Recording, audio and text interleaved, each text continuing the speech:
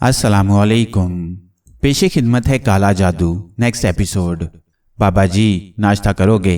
नहीं भाई, फकीर नहीं हूँ। जवाब दिया। अपनी जगह से उठा, चाय डबल रोटी खरीदी, नाश्ता किया। कुल 12 अन्य खर्च हुए थे। दिन आसानी से गुजरेगा, कोई और हुक्म नहीं मिला था।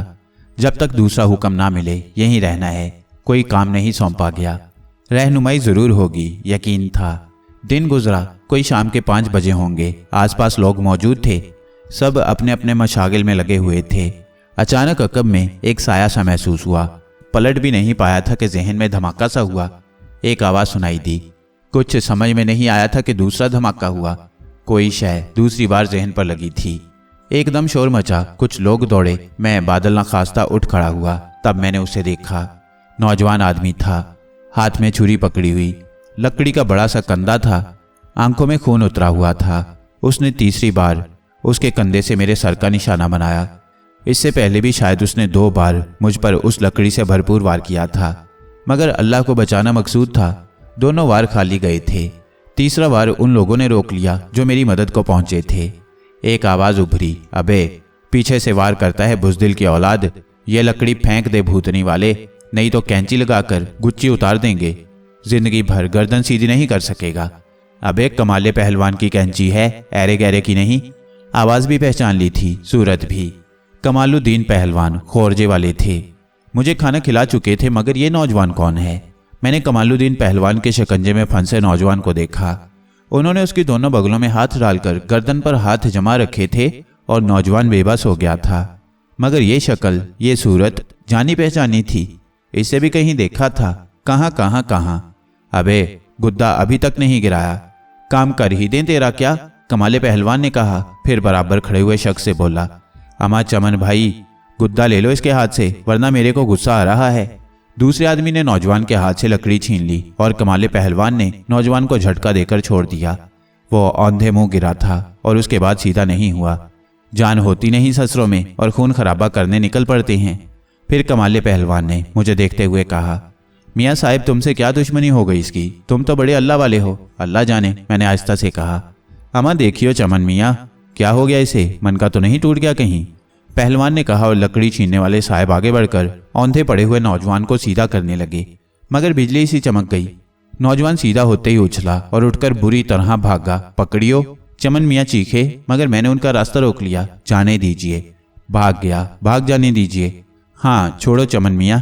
मगर झगड़ा क्या था मियाँ साहिब? अर्ज किया ना, अल्लाह ही जानता है, तुम्हें नहीं मालूम? नहीं। अजीब बात है।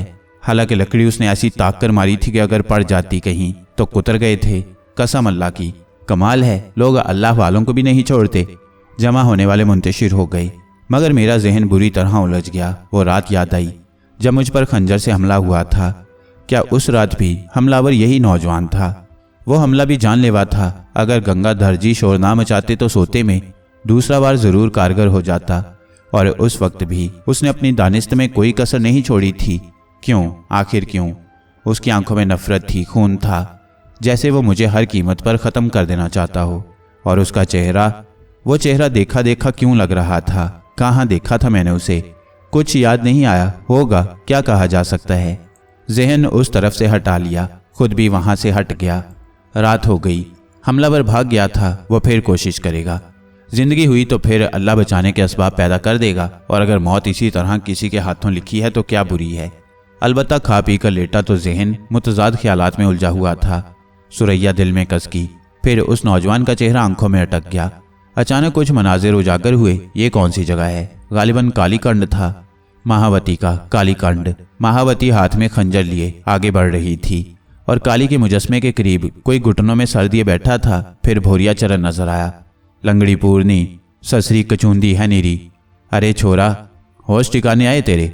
उठ खड़ा हो। यह अमावस की रात पैदा हुआ है और पायल है। मेरे पास से भागा हुआ है ये।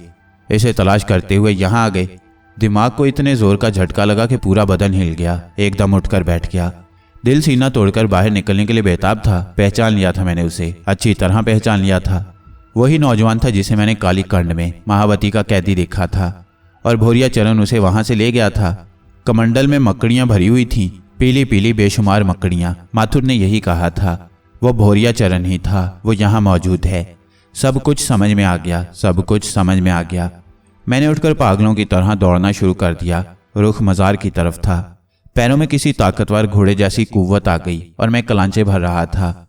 मज़ार पर कवालियाँ हो रही थीं, लोग कवालों के गिर्द जमा थे। मैं मज़ार मुबारक के पास जा पहुंचा, बेचैन नज़रों से इधर उधर देखने लगा। कुर्बा जुवार में कोई मौजूद नहीं था, सब कवालियों में मगन थे। मैंने एक ऐसे सतून की आड़ में जगह बना ली जहां से मज़ार पर नज़र रखी जा सके। मज़ार शरीफ के अकब में ताक बने हुए थे। मेरी निगाहों ने उन ताकों का तवाफ़ किया। तमाम ताक खाली थे। दिल में बहुत कुछ था, यहाँ आकर सुकून हुआ था। वक्त से पहले आ गया था। सब कुछ समझ में आ गया था, बहुत कुछ समझ में आ गया था। सांसें दुरुस्त करता रहा। रात गुजर गई, सुबह हो गई। अपनी जगह से नहीं हटा, एक लम्हा नहीं हटना चाहता था। इंतज़ार करूँगा, ख्वाह कितना ही वक्त गुजर जाए। शाम हो गई। भूखा प्यासा था मगर फिक्र नहीं थी, आदत थी। कोई परेशानी नहीं थी, बस निगरानी कर रहा था। वक्त आ गया। मेरा ख्याल दुरुस्त निकला। मगरिब का वक्त था। नमाजियों ने कुछ फासले पर सफ़ें बना ली थीं। एक शख्स अजान कह रहा था। मैंने उस जगह नमाज अदा की और फिर आखिरी रकात के बाद सलाम फेरा ही था कि मैंने उसे आते हुए देखा। सफ़ेद रंग की मलगजी चादर ओढ़े हुए थे। शुबे की कोई वजह नहीं थी, अक्सर ऐसे लोग मज़ार पर आते थे। लेकिन मेरे दिल ने कहा कि इंतज़ार ख़त्म हो गया है, अमल का वक्त आ गया है। उसका पूरा जिस्म चादर में ढका हुआ था, हाथ भी चादर के अंदर थे। मज़ार मुक़द्दस के अकब में पहुंचकर उसने इधर उधर देखा। मैंने उसे अच्छी तरह पहचान लिया। मैं अपनी जगह से उठ खड़ा हुआ। मैंने किसी भूखे उकाब की मानिंद पर तोल लिए और फिर जो ही उसने अपना एक हाथ चादर से बाहर निकाला, मेरे हलक से एक गज़बनाक चीख निकल गई। मैं बर्ग की तरह उसकी तरफ लपका। उसने मुझे देख लिया, पहचान लिया और फिर एक सिमत छलांग लगा दी। वो अपना अमल मुकम्मल नहीं कर सका था। सामने के सिमत भागने की बजाय वो मज़ार के अकबी हिस्से की तरफ दौड़ा था। एक पतली सी जगह मज़ार के अकब में जाने के लिए बनी हुई थी। पीछे एक छोटा सा अहाता था। चूंकि मज़ार एक बुलंद टीले पर बना हुआ था, इसलिए अहाते के बाद ढलान फैले हुए थे। उस सिमत बुलंदी तक आने के लिए सीढ़ियाँ नहीं बनाई गई थीं ताकि लोग इस तरफ से ना आ सके। अहाते में कोई दरवाज़ा भी नहीं था। उसने गर्दन घुमाकर मुझे देखा, फिर उछलकर अहाते की दीवार पर चढ़ गया।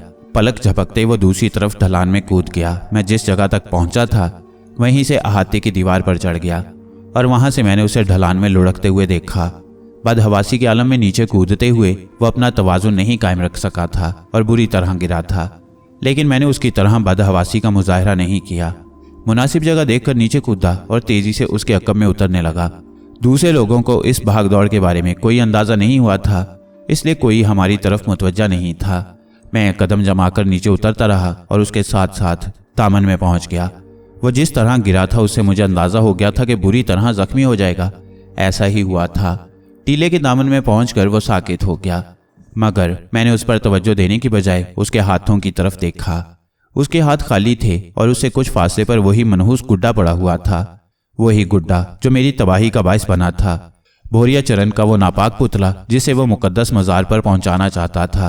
नाकाबिले शिकस्त सिफली ताकतों के हसूल के लिए खुदा का एहसान था कि उसे एक बार फिर नाकामी का सामना करना पड़ा था। मैंने शिद्दत गज़ब से दांत भींचकर उस पुतले की तरफ देखा। मैं उसके नापाक वजूद को फना कर देना चाहता था, लेकिन वो मेरे इरादे से वाकिफ हो गया। दूसरे लम्हे उस नन्हे से पुतले ने अपनी जगह से छलांग लगा दी। वो बहुत तेजी से भाग रहा था, मगर मैं भी किसी घोड़े की रफ्तार से उसका पीछा करने लगा। मैंने भागते भागते झुककर एक पत्थर उठाया और निशाना लेकर उस पर दे मारा। निशाना ठीक लगा और वो उछल कर गिरा, लेकिन नीचे गिरते ही वो बुरी तरह लौटने लगा। मैं यही समझा कि उसके शदीद चोट लगी है, लेकिन लौटते लौटते उसका हुजम घटने लगा और चशम जदन में उसने पीले रंग की एक बदशक्ल मकड़ी का रूप धार लिया और फिर तेजी से रेंगता हुआ वो करीब की चट्टान के एक नन्हे से सुराख में दाखिल हो गया। तब मैं उसकी शैतानियत समझा। मैं सुराख के करीब पहुंच गया। नीचे झुककर मैंने सुराख में उंगली दाखिल कर दी, मगर सुराख बहुत बड़ा था। मुझ पर दीवानगी तारी थी। कुछ समझ में नहीं आ रहा था। कुछ फासले पर पड़ा हुआ एक वजनी पत्थर उठाकर मैं उस सुराख में मारने लगा। मैं हर कीमत पर उसे बाहर निकालना चाहता था, मगर उस पत्थर की ज़रबें चट्टान पर असरअंदाज न हो सकीं और मेरे हाथ में दबा पत्थर टुकड़े टुकड़े हो गया। इस नाकामी पर मुझे शदीद झुंझलाहट हो रही थी। काश कुछ हो सकता। क्या करूं? इस सुराख के करीब आग जला दूं, मगर कैसे? कोई चीज़ नहीं थी। फिर इतना ज़रूर किया मैंने कि टूटे पत्थरों के टुकड़े सुराख के मुंह पर रखकर उसे मजबूती से बंद कर दिया और इधर उधर देखने लगा। आसपास कोई नहीं था। किसी ने इस भाग दौड़ पर तवज्जो नहीं दी थी। कोई समझ ही नहीं पाया होगा कि क्या हो रहा है। मैं सुराख को घूरता रहा। भोरिया चरण को बाहर निकालने का कोई जरिया नहीं था। और फिर कमबख्त पुरस्कार शैतानी उलूम का माहिर ना जाने कहाँ से कहाँ पहुंचा होगा। वो तो सिर्फ मेरी पहुंच से निकलने के लिए उसने सुराख की पनाह हासिल की थी, वरना और भी बहुत कुछ कर सकता था। फिर मुझे उस शख्स का ख्याल आया जिसे उसने अपने नापाक इरादों की तकमील का जरिया बनाया था। वो जख्मी हो गया था। पलटकर निगाह दौड़ाई तो उसे वहीं साकित पाया। मैं पलटकर उसकी तरफ चल पड़ा और चंद लम्हात के बाद उसके करीब पहुंच गया। मैंने वहां बैठकर उसके जख्मों को देखा। नीचे गिरने की वजह से जगह जगह से बदन छिल गया था। कपड़े खून में डूब गए थे। सर में भी चोट लगी थी और पेशानी से खून बह रहा था। अपने लिबास से कुछ पट्टियां फाड़कर मैंने उसके जख्मों पर बांधी। अभी इस काम से फारिग भी नहीं हुआ था कि ऊपर से कुछ आवाजें सुनाई दी। शायद किसी ने इधर देख लिया था। चंद अफराद संभल संभल कर नीचे उतरने लगे। क्या हुआ, क्या हो गया? बहुत सी आवाजें सुनाई दी। गिर पड़ा है। कैसे? गलती से इस तरफ आ गया था। मैं इसके सिवा और क्या कह सकता था? हड्डियां टूट गई हैं क्या? पता नहीं। हटो, मैं देखता हूं, एक शख्स ने कहा और लड़के के करीब बैठकर उसका बदन टटोलने लगा। उसके हाथ माहिराना अंदाज में लड़के के बदन को टटोल रहे थे। फिर वो बोला, नहीं, हड्डी नहीं टूटी।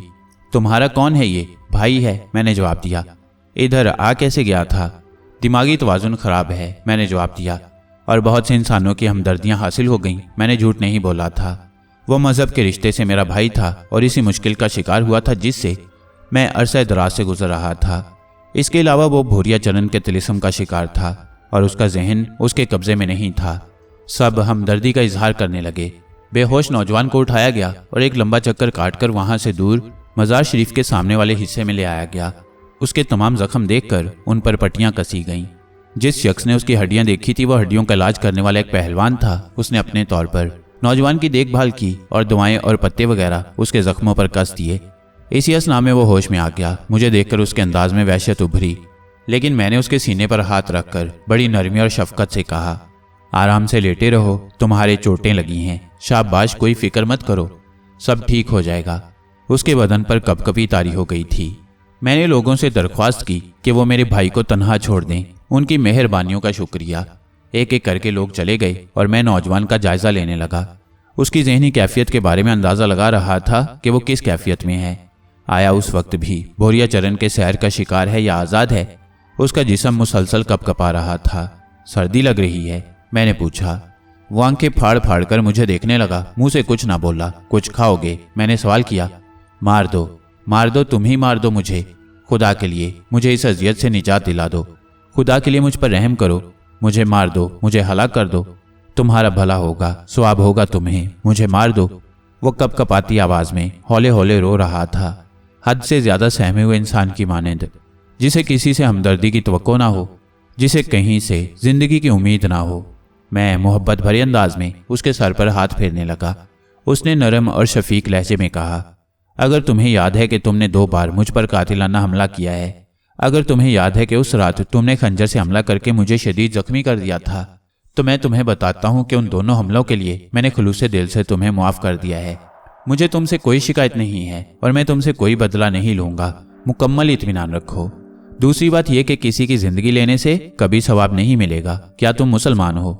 हाँ, मैं एक मुसलमान का बेटा हूँ, मगर वो रुककर होंठों पर जुबान फेरने लगा। कलमा तैयबा याद है? हाँ, वो बदस्तूर सहमी हुई आवाज में बोला। पढ़ो, मैंने कहा। वो मुझे देखने लगा। मेरे बार बार कहने से उसने कलमा शरीफ पढ़ा। एक बार, दूसरी बार और फिर तीसरी बार मैंने उसे कलमा तैयबा पढ़ाया। फिर उसके सीने पर हाथ रखकर बोला, तुम अल्लाह रब्बुल इज्जत की पनाह में हो। दिल से ये खौफ निकाल दो, कोई तुम्हारा कुछ नहीं बिगाड़ सकता। क्या नाम है तुम्हारा? उसकी बातों से मुझे अंदाजा हो गया था कि वो भोरिया चरण का शिकार जरूर है, मगर उसके हवास दुरुस्त हैं। इकराम अहमद, उसने जवाब दिया। मेरा नाम मसूद अहमद है। तुम मेरे छोटे भाई की मानंद हो। बिल्कुल परेशान ना हो, खुद को संभाल लो। रात छा गई थी। जगह जगह रोशनियां जल उठी थीं। जिस जगह हम मौजूद थे वहां भी रोशनी आ रही थी। उसने खुद को संभाला, फिर बोला, तुम मुझे मुआफ कर दोगे, लेकिन वो कुछ देर गुजरेगी और वो चारों तरफ से आ जाएंगी। वो मेरे जिस्म को नोचेंगी, मुझे काटेंगी। तुम खुद देख लेना, तुम्हें खुद पता चल जाएगा। तुम अपनी आंखों से देख लेना। तुम्हें मेरी मजबूरी पता चल जाएगी। उसने सहमी हुई नजरें जमीन पर डाली और अचानक उठकर बैठ गया। उसके चेहरे से दोबारा शदीद खौफ नमूदार हो गया। देखो, वो देखो, वो देखो, वो आ गई। देख लो, वो आ गई। आह, वो आ गई। मैंने झूठ तो नहीं कहा था। देख लो, खुद देख लो। वो इस तरह कांप रहा था जैसे सर्दी से बुखार चढ़ रहा हो। लेकिन उसने गलत नहीं कहा था। बेशुमार नन्ही नन्ही सुरख चिंगारियां टिमटिमाती नजर आ रही थीं। वो जमीन पर रेंगती इसी सिमत बढ़ रही थीं। मेरे मुंह से हैरान से लहजे में निकला, ये क्या है? पीले रंग की जहरीली मकड़ियां। ये सब मेरे पूरे बदन से चिमट जाएंगी और मेरे सुइयां। मेरा गला बंद हो जाता है। आवाज नहीं निकलती। ये मेरा खून पीती हैं। बड़ी तकलीफ होती है। देख लो, बस अब वो निढाल होने लगा। बेख्तियार मेरे मुंह से दुरूद शरीफ जारी हो गया। सिर्फ 3 बार दुरूद शरीफ पढ़कर मैंने उंगली से जमीन पर एक वसी दायरा बना दिया। वो मेरी तरफ मुतवज्जा नहीं था, पथराई हुई आंखों से उन मकड़ियों को देख रहा था। अब वो तुम्हारे करीब नहीं आएंगी, मैंने पुरयकीन आवाज में कहा। कोई नहीं रोक सकता इन्हें। देखो, वो आ गई। वो आगे नहीं आएंगी इकराम। जहां तक वो पहुंची हैं वहां से आगे नहीं आएंगी। देख लो, वो मेरे बनाए हुए हिसार को अबूर नहीं कर पा रही। देख लो, देखा? मकड़ियां रुक गई थीं। वो एक दायरे की शक्ल में फैल गई थीं और हिसार की लकीर को वाकई अबूर नहीं कर रही थीं। हालांकि उनमें सख्त इज़्तिराब पाया जाता था। वो अंदर घुस आने के लिए बेचैन थीं। ये तो वाकई रुक गईं। इकराम के मुंह से निकला, इससे पहले ऐसा कभी नहीं हुआ। तुम्हें इनका हशर दिखाऊं? मैंने बेख्याली के आलम में कहा। फिर मेरे होंठ दायरे की शक्ल में सुकड़ गए और मेरे होंठों से हवा खारिज होने लगी। हालांकि होंठों से खारिज होने वाली हवा थी ही कितनी, लेकिन जहां हवा लगी थी वहां की मकड़ियां रुई के गालों की तरह उड़ गई थीं। मैंने रुख बदलकर फूंक मारी और मकड़ियों की सफ़ें उखड़ गईं। बाकी मकड़ियां सहम कर भागने लगीं और मैं मुसलसल उन पर फूंके मारता रहा। फिर वहां किसी मकड़ी का निशान भी नहीं रह गया और अचानक ही मुझे एक अजीब सा ख्याल आया। बहुत अनोखा ख्याल। मकड़ियों को देखकर हिसार बनाने का ख्याल मेरे दिल में नहीं आया था, बल्कि अचानक ही सोचे समझे बगैर मेरे होंठों से दुरूद पाक जारी हो गया था। इसमें मेरी किसी सोची समझी कोशिश का दखल नहीं था। इसके बाद मैंने फूंके मारकर उन मकड़ियों को उड़ा दिया था। ऐसा भी जानबूझकर नहीं किया था, ये खुद ब खुद हुआ था और इससे एक नतीजा खस हो रहा था। मेरी रहनुमाई हो रही थी। खुदा के फजल से मुझे जो करना था वो मुझसे खुद ब खुद सरजद हो जाता था। अगर ये ना होता तो मैं जख्मी होने के बाद खुद पर हमला करने वाले के बारे में जानने की कोशिश ज़रूर करता और मुमकिन था कि मुझे उसके बारे में मालूम भी हो जाता, लेकिन मुझे इसकी इजाज़त नहीं थी। मेरी अपनी ज़ात का मामला था। जब वक्त आया तो सब कुछ मुनकशिफ हो गया। ये तो बड़ा एहसान है उस ज़ाते बारी का। दिल को खुशी हुई थी। मसूद भाई, अकराम की लरजती हुई आवाज़ उभरी और मैं चौंक कर उसे देखने लगा। वो फिर खौफजदा हो गया। कहो, मैंने भारी लहजे में कहा। आपने खुद मुझे इजाज़त दी थी। कैसी इजाज़त? आपने कहा था कि मैं आपके छोटे भाई की मानिंद हूँ, इसलिए मेरे मुंह से मसूद निकल गया। वो पस मुर्दा लहजे में बोला। तो फिर? मैं हैरत से उसे देखने लगा। आप मेरे मसूद भाई कहने से नाराज़ हुए हैं ना? पागल हो तुम, मैं मुस्कुरा कर बोला। आप नाराज़ नहीं हुए? ये नाराज़ होने की बात है भला? आपने मेरी मजबूरी पर यकीन कर लिया। वो किसी कदर खुश नजर आने लगा। हाँ, अगर ऐसा ना होता तो तुम्हारे साथ मेरा रवैया मुख्तलिफ होता। खुदा की कसम मसूद भाई, मैं एक शैतान के ज़ेरे असर था। मैं ये सब कुछ करना नहीं चाहता था, लेकिन वो सिसकी लेकर बोला। मैं जानता हूँ इकराम, मुझे मालूम है। मैंने उसे पहली बार नाकाम देखा है। ये शैतान मकड़ियाँ मेरी आंखों के सामने कई जिंदा इंसानों को पलक झपकते हड्डियों का पिंजर बना चुकी हैं। ये उसके इशारे पर अमल करती हैं। अगर वो इन्हें हुक्म देता है कि इंसानी गोश्त खा जाओ तो ये मकड़ियाँ उसे नोच नोच कर खा जाती हैं। वो कहता है कि किसी का खून पी लो, तो मैंने अपनी आंखों से देखा है मसूद भाई, इंसानी जिस्म में खून का एक कतरा बाकी नहीं रहता और ये पीली से सुर्ख हो जाती हैं। इनका हुजम बढ़ जाता है। ये खून पीकर फूल जाती हैं। मैं इससे ज़रा भी इनहराफ नहीं करता था तो ये मकड़ियाँ मेरे बदन में अपने डंक चबोती थीं और वो कराहने लगा। अब ये तुम्हारा कुछ नहीं बिगाड़ सकती, मैंने कहा। मैंने देख लिया है। मुझे अपनी पनाह में ले लें मसूद भाई, आप अल्लाह वाले हैं। खुदा के लिए मुझे अपनी पनाह में ले लें, उसने गिड़गिड़ाते हुए कहा। नहीं भाई, बुरी बात है, तौबा करो। अल्लाह के सिवा किसी से पनाह ना मांगो। किसी में किसी को पनाह देने की कुव्वत नहीं है सिवाय अल्लाह के। मैं थक गया हूँ। मैं इससे बचना चाहता हूँ। अपने दिल से इसका खौफ बिल्कुल निकाल दो। अब वो तुम्हारा कुछ नहीं बिगाड़ सकेगा। आओ यहाँ से चलते हैं, आओ। मैंने उसे दिलासा दिया और फिर उसे साथ लेकर मज़ार से बहुत दूर निकल आया। इत्तेफाक से वहां पहुंच गया था जहां गंगाधर जी की छोलदारी लगी हुई थी। वो जगह खाली थी, सिर्फ चंद निशानात नजर आ रहे थे। मेरे कदम वहीं रुक गए और फिर मैं वहीं बैठ गया। मैंने इकराम को देखा, उसका चेहरा खौफ से सफ़ेद हो रहा था। वो बोला, अब मैं क्या करूं मसूद भाई, यहीं आराम करो। आप अब सो जाएंगे और अगर वो आ गया तो मुझे जिंदा नहीं छोड़ेगा। मैं तुम्हारे गिर्द हिसार बनाए देता हूँ, इंशाल्लाह तुम्हारा कुछ नहीं बिगड़ेगा। नमाज आती है तुम्हें? हाँ, नमाज पढ़ा करो, हर बला तुमसे दूर रहेगी। ठहरो, पहले मैं तुम्हारे गिर्द हिसार बना दूं। मैंने दुरूद पाक का तहफ़्फ़ुज़ अपने और उसके लिए किया और फिर पूरे एतमाद के साथ हिसार में बैठ गया। मुझे खुश दिली से अपने बारे में कुछ बताओगे इकराम अहमद? आप हुक्म देंगे तो ज़रूर बताऊंगा, हुक्म नहीं अगर तुम्हारा दिल चाहे तो, वरना कोई मजबूरी नहीं। मेरा दिल चाहता है, क्योंकि मैंने उसके तलीसा में गिरफ्तार होकर 2 बार आपकी जान लेने की कोशिश की है। मैंने तुम्हें बेगुनाह करार दिया है। शुक्रिया मसूद भाई, आपने मुझ पर एतबार कर लिया, वरना आपकी जगह कोई और होता तो ना जाने मेरे साथ क्या करता। अपना नाम बता चुका हूँ। मैंने और मेरी बहन ने बचपन ही से दुख उठाए हैं। बड़ी अनोखी कहानी है मेरी। मैं बस्ती जूनापुरी का रहने वाला हूँ। मेरे वालिद निज़ाम अहमद मरहूम एक मस्जिद के पेशे इमाम थे। अपने असूलों में बहुत सख्त थे वो। फिर घर वालों के साथ भी उनका यही सलूक था। होली के मौके पर किसी हिंदू ने उन पर रंग फेंक दिया। उन्होंने उसे इतना मारा कि वो मर गया। वालिद साहब गिरफ्तार हो गए और उन्हें मौत की सज़ा हो गई। उनकी मौत के बाद हम बेसहारा हो गए। हमारे जीने का और कोई सहारा नहीं था। माँ वालिद साहब की गिरफ्तारी के बाद से बीमार रहने लगी थी। फाका कशी और बेकसी की जिंदगी गुजरने लगी और हम बस्ती के हिंदुओं की नफरत का अलग शिकार थे। रिश्ते के एक मामू भरसिंडा में रहते थे। मजबूर होकर भरसिंडा चले गए। कहाँ? मैंने चौंक कर पूछा। भरसिंडा के नाम के साथ मुझे महावती याद आ गई थी। फिर यह भी याद आ गया कि आलम इस्तगराक में इस नौजवान को मैंने महावती की कैद में देखा था। भरसिंडा, उसने जवाब दिया। फिर? मामू खुद गरीब आदमी थे, बाल बच्चों वाले थे। हमारे साथ मेहरबानी से पेश आए, मगर हमारे लिए कुछ कर न सके। माँ का इंतकाल हो गया। कुछ अरसे के बाद मामू भी मर गए और मैं मेहनत मजदूरी करके अपनी बहन का पेट भरने लगा। भरसिंडा मामू की वजह से आया था। ना वो रहे ना माँ रही। चुनाचे मैं बहन को लेकर जूनापुरी वापस आ गया। यहाँ जिंदगी कुछ बेहतर गुजरने लगी, मगर बहन का ख्याल दिल में चुटकियाँ लेता रहता था। वो अब मेरी जिम्मेदारी थी और उसके मुस्तकबिल के लिए मैं परेशान रहता था, मगर कुछ नहीं बन पा रहा था।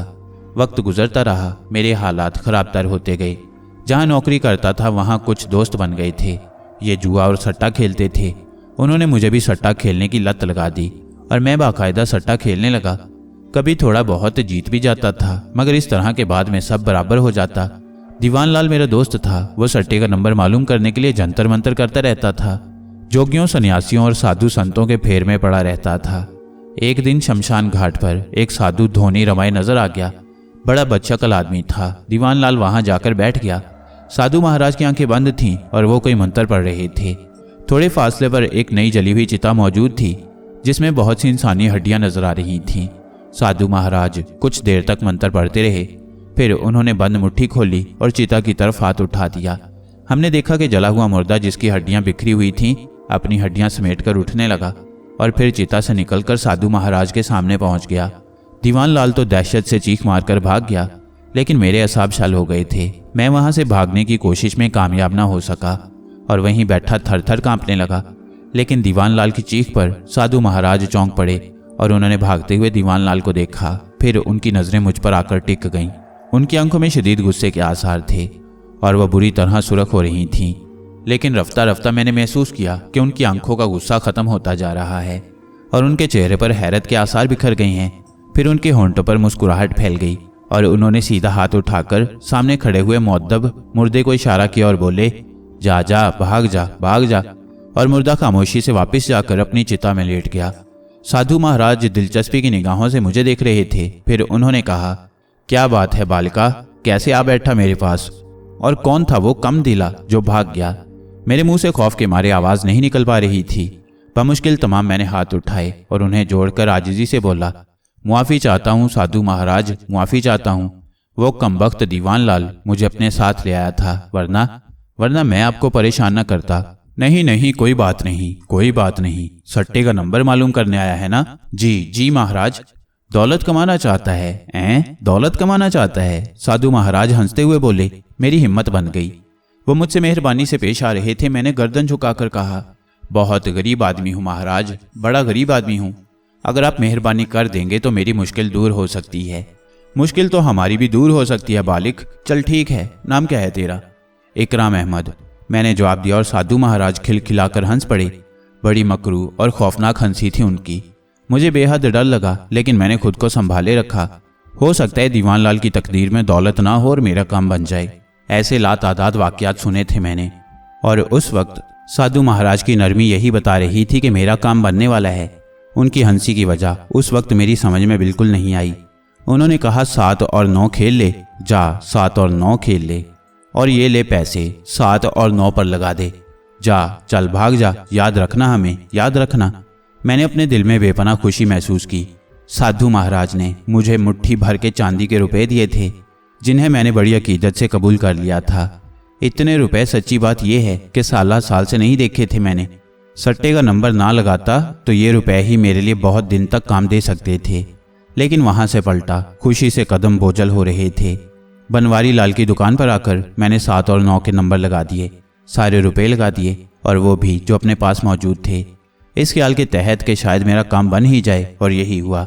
नंबर निकला और इतनी दौलत मिल गई मुझे कि मैं नीम बेहोशी की कैफियत में दाखिल हो गया।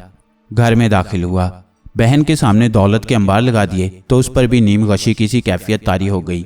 भैया कहाँ से ले आए ये पैसे? खुदा के लिए सच बताओ, कहीं कोई गलत काम तो नहीं किया? पागल है तू? बस ये समझ ले, हमारे दर्द दिल दूर हो गए। तू भी ऐश करेगी, और अब देखना मैं भी क्या करता हूँ। खाने पीने का सामान लाया। मुझे वो शाम याद है मसूद भाई, मेरी बहन बहुत खुश थी, मैं भी बेपनाह खुश था। हमने पैसे जमीन में खंडिया में रखकर दफन कर दिए। बस उतने निकाल लिए कि हमारा काम चलता रहे। थोड़े से पैसे मैंने दीवान लाल के लिए भी निकाल लिए थे, और दूसरे दिन दीवान लाल मेरे पास आ गया। उसे पता चल गया था कि मैं सट्टे में बहुत बड़ी रकम जीता हूँ। वो अफसोस करने लगा कि वो डर कर क्यों भाग आया। बहरहाल अच्छा आदमी था, कोई ख़ास बात ना की उसने, बल्कि पैसे लेने से भी इनकार किया जो मैंने उसके लिए निकाले थे। लेकिन मैंने अपने दोस्त को महरूम नहीं रखा और दीवान लाल को मजबूर कर दिया। दूसरा और तीसरा दिन गुजर गया। सट्टे का नंबर एक बार फिर लग गया था, और मेरे दिल में यह आरजू थी कि खुदा करे साधु महाराज फिर से मिल जाएं। वहां पहुंचा जहां साधु महाराज को देखा था, लेकिन शमशान घाट के पास वो जगह खाली पड़ी हुई थी। अलबत्ता दीवान लाल मुझे वहां मिल गया था। मुझे देखकर खसियानी सी हंसी हंसकर खामोश हो गया। साफ जाहिर था कि वो साधु महाराज की तलाश में आया है, लेकिन अब वो मौजूद नहीं थे। रात के तकरीबन 8:30 बजे होंगे। सर्दियों की रातों में 8:30 बजे का मकसद ये है कि रात आधी के करीब हो गई। बस्ती सुनसान पड़ी थी। किसी ने हमारे दरवाजे पर दस्तक दी।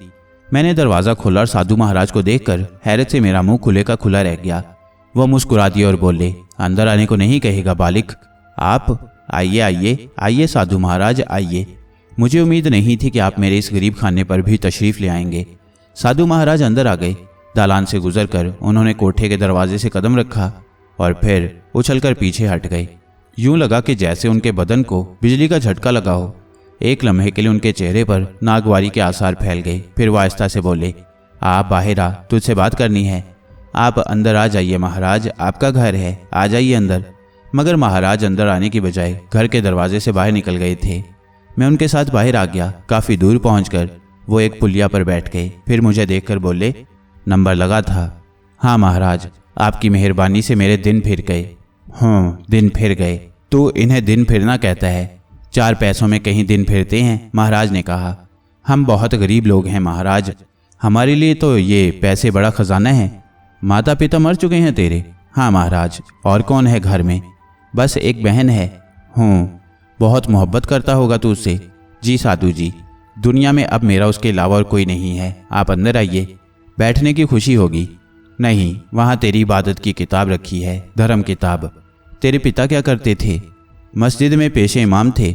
चल छोड़, एक बात बता। जी महाराज। जंतर मंतर से लगाव है तुझे? कोई चिल्ला खींचेगा, कुछ सिखाऊं तो सीखेगा। ये भाग हैं तेरे कि हम कुछ सिखाना चाहते हैं, वरना हजारों हमारे पीछे हाथ बांधे फिरते हैं। चिल्ले से क्या होगा साधु महाराज? फिर तुझे किसी से सट्टे का नंबर नहीं पूछना पड़ेगा। लक्ष्मी तेरी दासी होगी, जिधर उंगली उठाएगा सोने के अंबार लग जाएंगे। राज रानी होगी तेरी बहन, जीवन सवारत हो जाएगा तेरा। इस बदले में तुझे हमारे कुछ काम करने होंगे। क्या? मैंने पूछा। वो बाद में बता देंगे तुझे। मैं मंत्र सीखना चाहता हूँ महाराज। हाथ दे। हमारे हाथ में। साधु ने अपना हाथ फैला दिया और मैंने अपना हाथ उसके हाथ पर रख दिया। बहुत बड़े काम का बेड़ा उठाया है तूने, निभा सकेगा? क्यों नहीं महाराज। बीच से तो नहीं भागेगा? नहीं। फिर यूं करना, कल शमशान घाट आ जाना, दिन के 12 बजे से कुछ पहले। ठीक 12 बजे हम तुझसे वचन लेंगे। और सुन, अपनी बहन से कह कर आना कि कुछ दिनों के लिए कहीं जा रहा है, कोई 40 दिन तक वापस आएगा। 40 दिन? मैंने घबरा कर कहा। पूरे 40 दिन। मगर मेरी बहन अकेली रहेगी। सो तो है, मगर इसके बाद तो क्या होगा ये सोच भी नहीं सकता तू। जितनी दौलत चाहेगा दौलत हासिल करेगा, जिस तरफ नजर उठावेगा लोग नजरें झुका देंगे तेरे सामने। तेरा बड़ा मुकाम होगा। गरीबों को अमीर और अमीरों को पलक झपकते गरीब बना देगा तू। कोई दम नहीं मारेगा तेरे सामने। बहन को अपनी पसंद से जहां चाहना ब्याहना। बोल, क्या कहता है? मेरी आंखों में ना जाने क्या क्या ख्वाब समा गए थे। मैंने जल्दी से कहा, मैं तैयार हूं। कल तक और सोच लेना। मैंने सोच लिया है। वचन देना पड़ेगा तुझे, सौगंध खानी पड़ेगी, और जब सौगंध खाएगा तो उसे निभाना पड़ेगा। नहीं निभाएगा तो मुसीबतों में फंस जाएगा, फिर छुटकारा मुश्किल होगा। मैं तैयार हूं महाराज। कल 12 बजे आ जाना। आ जाऊंगा, मैंने जवाब दिया और साधु एकदम वापसी के लिए मुड़ गया। मैंने उसके पीछे कदम उठाने चाहे मगर हिल भी नहीं सका। मेरे कदम जम गए थे। जब वो नज़रों से ओझल हो गया तो मेरे पाँव खुल गए। मुझे बड़ा खौफ महसूस हुआ था। फिर मैंने खुद को संभाल लिया और घर के अंदर आ गया। बहन को मैंने असल सूरत हाल नहीं बताई थी और साधु महाराज के बारे में ये कहकर टाल दिया कि वो दीवान लाल के रिश्तेदार थे और मेरी नौकरी के लिए आए थे। नौकरी के लिए? मेरी बहन ने पूछा। हाँ, दीवान लाल के कहने पर उन्होंने मेरे लिए एक बड़ी अच्छी नौकरी तलाश की है। सच भैया? ये तो बड़ी अच्छी खबर है। हाँ, कल मुझे जाना होगा बस्ती के बाहर, शायद चंदोसी। वापसी में महीना सवा महीना लग जाएगा। और मैं अकेली रहूंगी क्या? शमशाद चचा से कह जाऊंगा। हसीना चची तेरी खबर रखेंगी। पैसे तेरे पास मौजूद हैं, किसी को हवा तक लगने ना देना। आराम से निकाल निकाल कर खर्च करती रहना। सवा महीने के बाद मैं आ जाऊंगा, और अगर नौकरी अच्छी हुई तो तुझे भी साथ ले जाऊंगा। मेरी मासूम बहन तैयार हो गई। शमशाद चचा और हसीना चची हमारे पड़ोसी थे और बड़े हमदर्द लोग थे। हमारा बहुत ख्याल रखते थे। मैंने उन दोनों को भी यही कहानी सुनाई और इस तरह अपनी बहन के लिए बंदोबस्त कर दिया। सारी रात खुशी के मारे नींद नहीं आई थी। ना जाने क्या क्या सोचता रहा मैं मसूद भैया। खूबसूरत कोठियाँ, शानदार कारें और ना जाने क्या क्या। दूसरे दिन इसी तरह तैयारियां की जैसे शहर से बाहर जा रहा हूँ। 12 बजे से पहले शमशान घाट पहुँच गया, मगर वहाँ बहुत से लोग मौजूद थे। नई चिता बनाई गई थी और किसी मुर्दे की अर्थी लाई जा रही थी। मैं वहाँ से दूर हट गया और एक सुनसान गोशे में जा बैठा। ठीक 12 बजे अचानक मेरे पीछे आहट हुई और मैंने साधु को वहाँ खड़े पाया। वह मुझे देखकर मुस्कुरा दिया। आ गया बालिक? हाँ महाराज। उधर तो मुर्दा जलाया जा रहा है। हाँ, मैं तो परेशान हो गया था। क्यों? सोच रहा था कि कहीं उनकी वजह से आप यहाँ ना आए। जवाब में साधु ने कहका लगाया और बोला, तमाशा देखेगा? तमाशा? हाँ, मेरी शक्ति का तमाशा। शायद तू मुझे कोई मामूली जोगिया सुन्यासी समझता है। बाउले, मैं शंखा हूँ, पद्म शंखा। भोरिया चरण है मेरा नाम। काले जादू के संसार का सबसे बड़ा नाम है ये। तुझे तमाशा दिखाता हूँ। उधर देख। उसने मुझे उन लोगों की तरफ मुतवज्जा किया जो चिता के करीब तैयारियों में मसरूफ थे। अर्थी चिता के करीब रखी हुई थी। पंडित अश्लोक पढ़ रहे थे। अचानक अर्थी पर पड़े हुए मुर्दे ने एक चिंगाड़ मारी और आसपास खड़े लोग चौंक कर उसे देखने लगे। यहाँ से मुर्दा साफ नजर नहीं आ रहा था, लेकिन उसके बदन में जुम्बिश महसूस हो रही थी। फिर उसने अपने बदन पर बंधे हुए कपड़े के बंद तोड़ दिए और दूसरी चिंगाड़ मारकर कपड़े उतार कर फेंके। करीब खड़े लोगों में भगदड़ मच गई। वो चीखते चिल्लाते, एक दूसरे को फलांगते जिधर मुंह उठा दौड़ पड़े। इस तरह सर पर पांव रखकर भागे थे कि वो बता नहीं सकता। मुर्दा अर्थी के करीब खड़ा हुआ था। आन के आन में लोगों का सफाया हो गया। अब वहां चिड़िया का बच्चा भी नजर नहीं आ रहा था। बस अकेला मुर्दा साकित खड़ा था। साधु ने हंस कर कहा, अब बोल। मगर मैं क्या बोलता, खौफ के मारे खुद मेरा बदन पसीना छोड़ रहा था। उन्हें भगा देना कुछ मुश्किल हुआ हमारे लिए? नहीं महाराज। मगर वो मुर्दा, क्या वो जिंदा है? बिल्कुल नहीं। फिर हमारी शक्ति से खड़ा है। उसके अंदर हमारा वीर घुस गया है। उसने सबको डरा कर भगा दिया है। वो हंस कर बोला, अब क्या होगा? उसे चिता में पहुंचाई देते हैं। उस बेचारे की चिता छीनने से क्या फायदा? वो बोला। मेरी नजरें उस तरफ थीं। अचानक मैंने मुर्दे के बदन में जुम्बिश देखी। वह झुका और अपने कपड़े वगैरह समेटने लगा। फिर उसने खुद ही उन्हें अपने बदन पर लपेटा और आहिस्ता आहिस्ता चलता हुआ चिता में दाखिल हो गया। इसके बाद वो चिता पर लेट गया। फिर अचानक साधु के मुंह से आग का एक शोला निकला और प्रवास करता हुआ चिता की लकड़ियों से जा टकराया। मैंने लकड़ियों को आग पकड़ते देखा। साधु मुसलसल मुंह से शोले उगल रहा था और मैं चिता में हर तरफ आग लगते देख रहा था। खौफ से मेरी बुरी हालत थी। ये साधु तो मेरी तवक्को से कहीं ज्यादा था। अव्वल तो मुझे काले जादू जैसी किसी चीज से कभी वास्ता नहीं पड़ा था। इस किस्म के सट्टे के नंबर बताने वाले साधु और सन्यासी तो कभी कभी सड़कों पर मिल जाते हैं। मैं उसे ऐसा ही कोई साधु समझा था, लेकिन अब जो कुछ मेरी आंखें देख रही थी वो नाकाबिले बयान था। वो काली कुव्वतों का मालिक था और इसका मुझे बखूबी अंदाजा हो रहा था। कहीं किसी मुसीबत में न फंस जाऊं, मैं सोच रहा था। लेकिन जो कुछ उसने मुझसे कहा था और जो सब्ज़ बाग दिखाए थे, अगर वाकई मेरी कोशिशों से वो मुझे हासिल हो जाए तो कितना लुत्फ आ जाएगा, जिंदगी का रंग ही बदल जाएगा। इस ख्याल के तहत अपने आप को संभाला और चिता का जायजा लेने लगा जिसने मुर्दे को जलाकर खाक कर दिया था। साधु कहने लगा, अब छोड़ इन बातों को। तूने कहा था कि इन लोगों के आ जाने की वजह से कहीं हमारा काम भंग ना हो जाए, सो मैंने तुझे ये बता दिया कि ऐसी कोई बात नहीं। मेरी महान शक्ति हर वो काम कर सकती है जो मैं चाहूँ। सो बालिका, अब जो कुछ मैं तुझे बता रहा हूँ वो कर, ताकि तू मेरी पनाह में आ जाए। तू मुसलमान का बेटा है ना? हाँ महाराज। तेरे धर्म ने तुझे क्या दिया? मैं समझा नहीं। बस ये समझाना चाहता हूँ कि दीन धर्म ढकोसले होते हैं और मनुष्य बस उनकी लकीर पर चलता रह जाता है। असल धर्म काली शक्ति है जिससे मनुष्य को ताकत हासिल होती है। दीन धर्म बात की बातें करते हैं कि ये मिलेगा वो मिलेगा, मगर काली शक्ति वो चीज़ है जिससे फौरन ही मन की मनोकामना पूरी हो जाती है। तू बता, वो बड़ी या ये? मसूद भैया, मेरी मालूमात बहुत ज़्यादा नहीं थी, कभी वास्ता ही नहीं पड़ा था ऐसी मालूमात से। ये बात उस वक्त मेरे जहन में नहीं आई कि शैतान इसी तरह तो बहकाता है, इसी तरह तो वो इंसान को मजहब से मुनहरिफ करता है। यही तो शैतानियत है। इंसान इसी से बच जाए तो इंसान रहता है, वरना शैतान ही बन जाता है। और उस वक्त मैं एक शैतान के कब्जे में था, मुकम्मल तौर पर। उसकी बातें मेरे दिल में तो नहीं उतर रही थी, लेकिन मैं सोच ज़रूर रहा था उन बातों पर। उसने कहा, बैठ जा, जैसे हम बैठे हैं वैसे बैठ जा। अब हम अपना काम शुरू करते हैं। सूरज आसमान के बीचों बीच अटका हुआ था, धूप फैली हुई थी। मैंने साधु को पालती मारकर बैठते हुए देखा। गालिबन इस तरह से बैठने को आसन रमाना कहते हैं। उसने आसन रमाया, दोनों हाथ घुटनों पर रखे, गर्दन सीधी की, सीना ताना और मुझसे भी ऐसे ही बैठने के लिए कहा। मैंने उसके हुक्म की तामील की थी। वो मेरी आंखों में देखने लगा। बड़ी मकनातीसी चमक थी उसकी आंखों में। मुझे उनसे शोले उगलते हुए महसूस हो रहे थे। बदन में बार बार थरथरी फैल जाती थी, लेकिन मैं खुद को संभालने की कोशिशों में मसरूफ था। उसने कहा, बोल सोजे लम। मैंने अपने मुंह से वही लफ्ज़ अदा किया। फिर उसने कुछ और ऐसे ही अल्फाज मेरे मुंह से निकलवाए और इसके बाद कहने लगा, सौगंध खा 7 सड़ी हुई लाशों की, 7 पूर्णियों की, राजा इंद्र की, धीरना मकंदी की, कि आज से तू मेरे चैलों में शामिल हुआ और जो कुछ मैं कहूँगा उस पर आंखें बंद करके अमल करेगा। मुंह से बोल जो मैं कह रहा हूँ। मैं उसके कहने के मुताबिक दोहराने लगा। उसने 3 बार मुझसे ये अल्फाज दोहराए और फिर मुस्कुरा कर बोला, इस तरह तू मेरा चैला बन गया। अब मैं तेरे माथे पर तिलक लगाता हूँ। उसने ज़मीन पर थूका। ये पीले रंग का बदबूदार थूक था। उसने अंगूठा डबोया और मेरे माथे पर लकीर खींच दी। मुझे अपनी पेशानी जलती हुई महसूस हो रही थी। यूं लग रहा था जैसे किसी ने कोई जलती हुई चीज़ मेरे माथे से लगा दी हो। वो मुस्कुरा कर बोला, तू रहेगा तो मुसलमानों के भेष में, मगर हो जाएगा शुद्धि।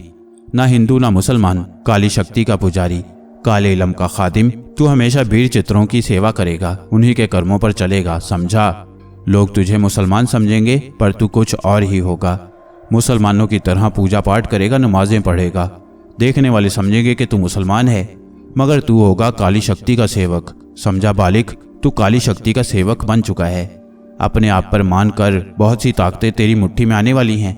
अचानक ही दिल अंदर से उलटने लगा। वो जो कह रहा था ये तो मुझे कबूल नहीं है। मेरे कानों में तो पैदा होते ही आज़ान की आवाज़ पड़ी थी। मैंने नाहोशी के आलम में अल्लाह का नाम सुना था। ये कैसे हो सकता है कि अल्लाह की ज़ात को धोखा दूं? नमाज के लिए जाए नमाज पर खड़ा हूँ और मेरा दिल गंदगी में डूबा हुआ हो। अंदर से शदीद तरीन हलचल पैदा होने लगी। मैंने इधर उधर देखा और फिर मेरी निगाहें उस पर गड़ गईं। वो मुस्कुरा रहा था, मेरे अंदर की कैफियत से बेखबर। अपनी कामयाबी पर फिर वो मुझसे बोला, इसी तरह बैठ जा, इसी तरह बैठा रहे।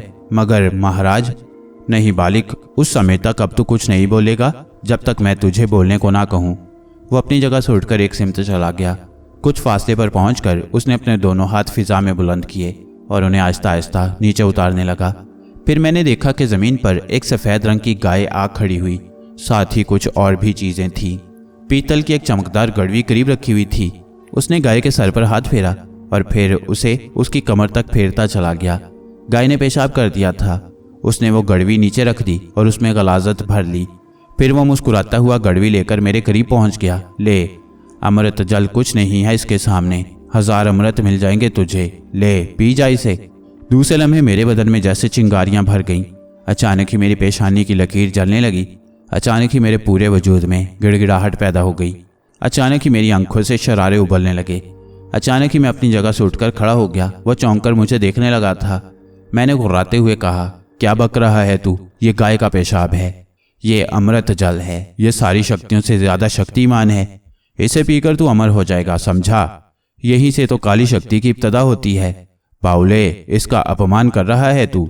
सुनो साधु, लानत भेजता हूँ मैं तुम्हारी इस काली कुव्वत पर, लानत भेजता हूँ इस काले जादू पर, थूकता हूँ इस दौलत पर जो मुझसे मेरा ईमान छीन ले। सवाल ही नहीं पैदा होता। खबरदार, इसके बाद अगर तुमने इस किस्म की कोई बदतमीजी मुझसे की। मैंने उछलकर उसके हाथों पर लात मारी और पीतल की चमकदार गड़वी उछलकर काफ़ी दूर जा गिरी। वो एकदम खूंखार हो गया था।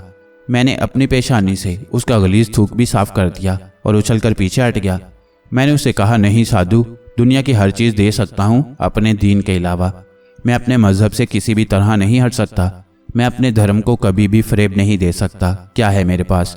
जिंदगी ही गुजारनी है ना, गुजार लूंगा गरीब रहकर, मेहनत मजदूरी करके, सूखे टुकड़े खाकर, लेकिन वो नहीं करूंगा जो तू कह रहा है। तेरा दिमाग खराब हो गया है क्या? इन सोने चांदी के टुकड़ों के इवज तू मुझसे मेरा ईमान छीनना चाहता है। लानत है तेरी शक्ल पर। गलती मेरी ही थी शैतान के बच्चे कि मैं दौलत की वजह से तेरे फरेब में आ गया। अब मुझे ये दौलत नहीं चाहिए।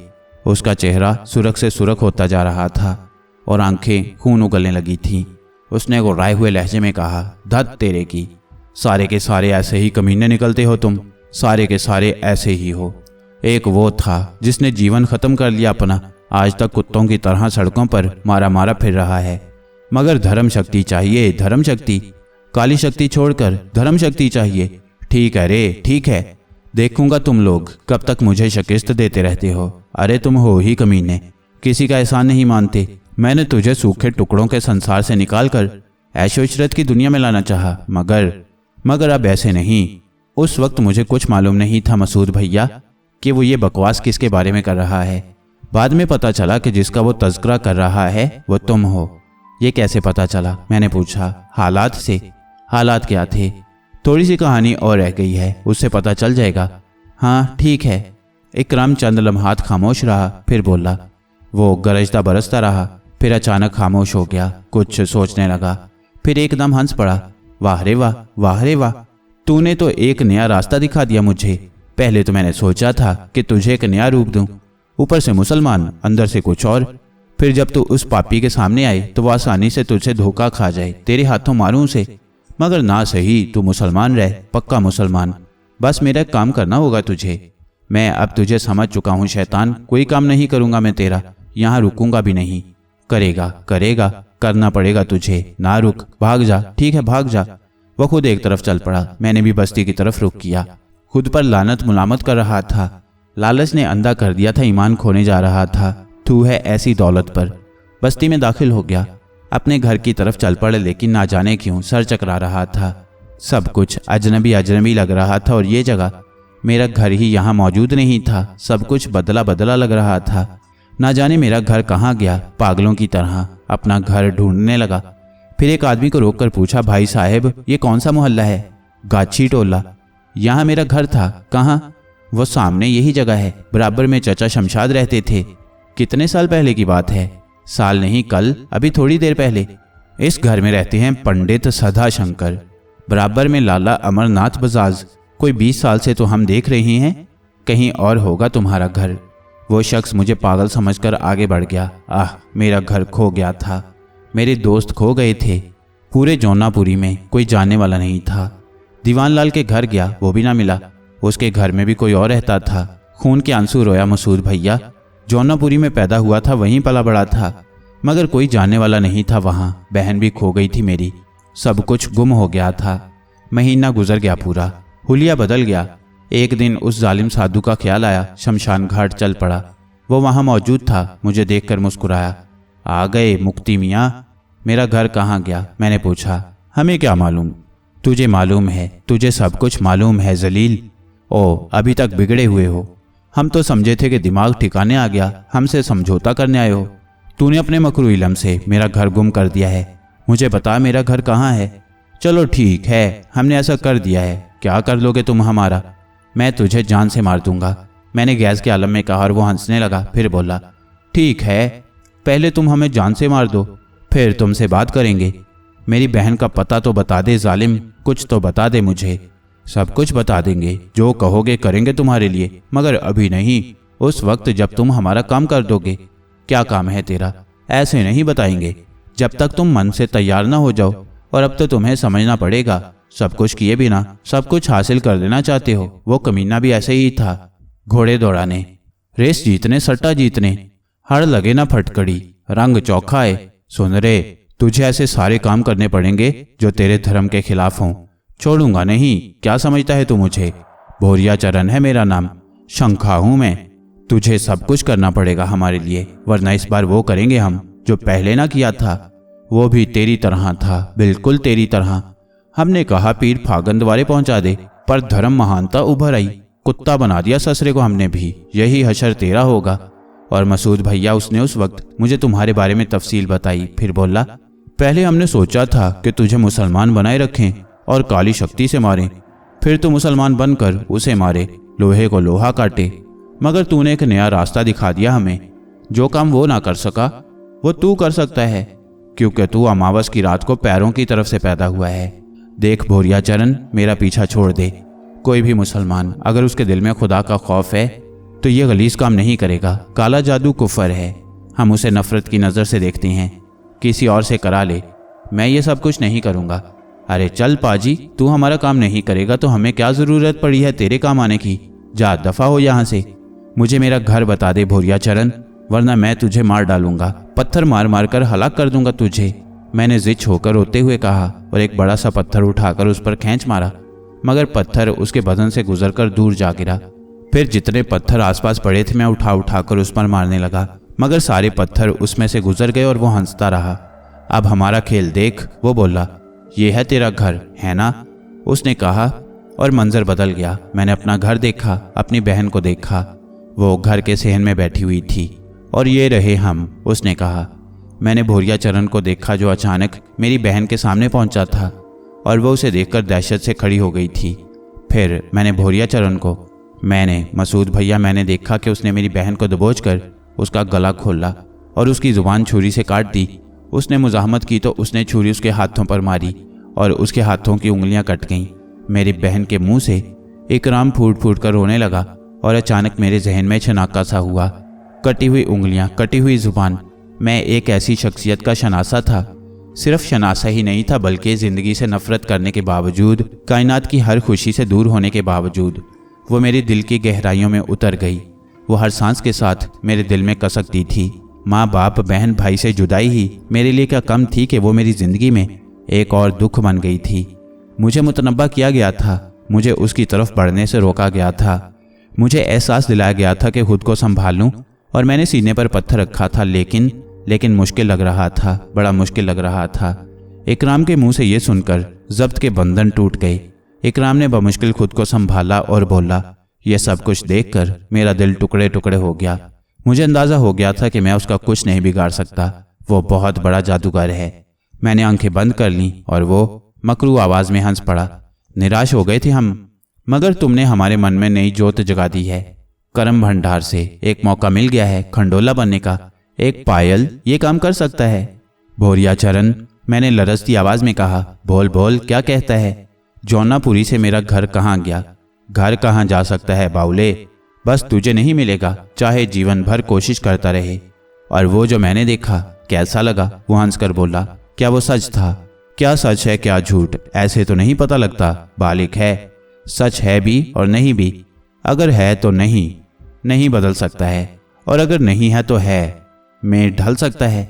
जैसे तू जहां था वहां नहीं है और जहां मैं था वहां है। असल बात यह है कि क्या लेना है और क्या देना है। मैं तेरी बातें समझ नहीं सकता भोरिया चरण। हाय, यही तो रोना है।